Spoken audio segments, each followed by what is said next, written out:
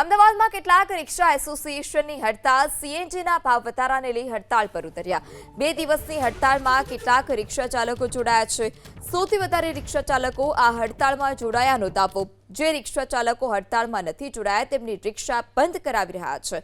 ભાડામાં વધારો કરવા રિક્ષા ચાલકોની માંગ છે। મોટાભાગના વિસ્તારોમાં રિક્ષા બાબતો જે હતી તેને લઈ સવાલ ઉઠ્યા હતા અને રિક્ષા રાબેતા મુજબ દોડી રહી છે। જે હડતાળ છે તેનો મિશ્ર પ્રતિસાદ જોવા મળી રહ્યો છે। એક બે વિસ્તારોને બાદ કરતા મોટા ભાગના વિસ્તારમાં રિક્ષા શરૂ જોવા મળી।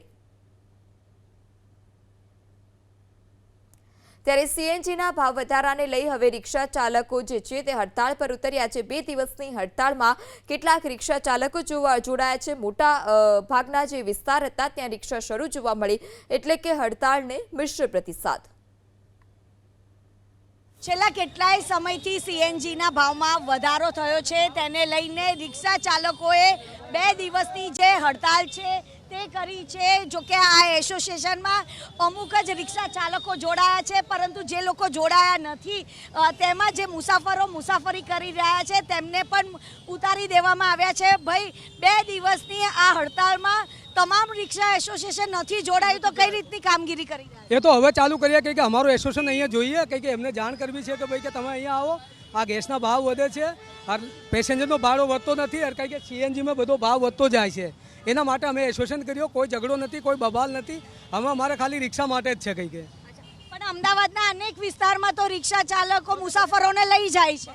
જો શરૂઆત અમારીથી થઈ છે, પણ મારી એસોસિએશન જોડાશે અને અમારી સરકાર સુધી વાત પહોંચશે તો આખું અમદાવાદ જોડાશે। સીએનજીના ભાવ વધ્યા છે, પરંતુ જે ભાડામાં વધારો નથી। હા, સીએનજીમાં અમારો ભાવ વધી ગયો છે। સરકારે સીએનજીમાં ભાવ વધાર્યો, પણ અમારા ભાડામાં કોઈ ભાવ વધારો નથી થયો।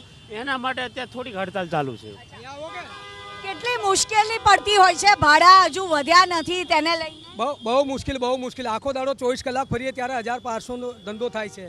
કેટલા લોકો જોડાયા છે રિક્ષા ચાલકો? રિક્ષા ચાલકો કમસે કમ 100 થી ઉપર છે। 100 લોકો ઉપર રિક્ષા છે, 100 લોકો ઉપર છે, 100 લોકો ઉપર છે। ધીરે ધીરે બધા ધીમે ધીમે જોડાઈ રહ્યા છે। પણ રિક્ષા એસોસિએશન વાળાને તમારા ન્યૂઝ માધ્યમથી અમે રિક્ષા એક્શન જે પણ માલિક જે મુસાફરો રિક્ષામાં મુસાફરી કરી રહ્યા છે તેને પણ તમે અહીંયા આગળ તમારા હડતાલમાં જોડાવાનું આપ કહી રહ્યા છો?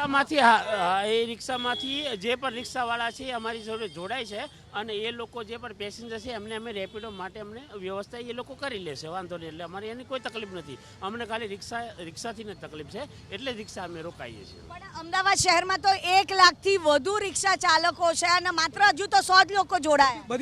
બધી જગ્યાએ જોડાયેલા છે, અલગ અલગ બીજે 4 સ્થળ અહીંયાથી અમારે અહીંયા છે, બીજે 4 સ્થળ અલગ છે, બીજી અલગ છે, અલગ જગ્યાએ છે। શું કહેશો?